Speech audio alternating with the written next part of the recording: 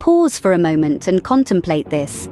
A staggering 80% of victims who engage in restorative justice processes report a high level of satisfaction and a significant reduction in post-traumatic stress symptoms. This isn't a random number plucked from thin air. It's a statistic rooted in extensive research and countless personal experiences.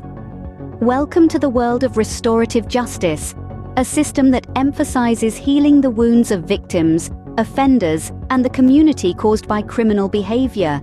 So, what exactly is restorative justice, you might ask? Well, it's a different approach to justice, one that focuses on repairing harm rather than punishing offenders. It's about fostering dialogue, promoting understanding, and encouraging reconciliation. It's about healing, not hurting, rebuilding, not destroying. Dr. Howard Zehr, often referred to as the grandfather of restorative justice, explains, restorative justice is a process to involve, to the extent possible, those who have a stake in a specific offense, and to collectively identify and address harms, needs, and obligations. It's about restoring balance, making things right, and giving victims a voice.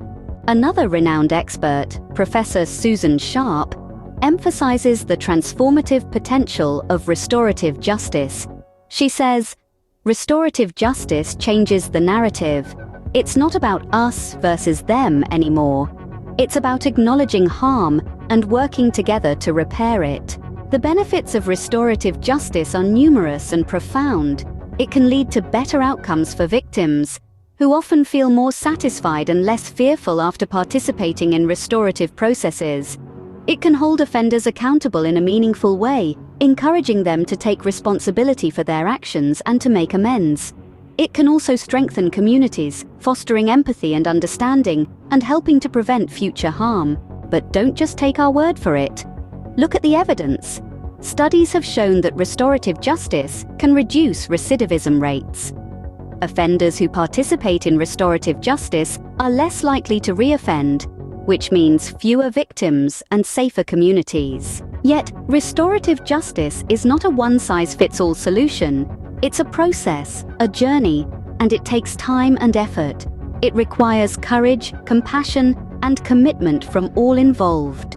Dr. Brenda Morrison, a leading authority on restorative justice, puts it this way: restorative justice is not a panacea, but it offers a framework for dealing with harm in a more holistic, more human way. It's about creating spaces for dialogue, understanding, and growth. So think about restorative justice. Learn about it, understand it, discuss it. Because restorative justice is not just about dealing with crime, it's about creating a more compassionate, more empathetic, and more just society.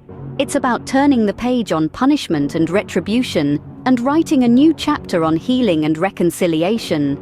And it's about time we all took part in that story.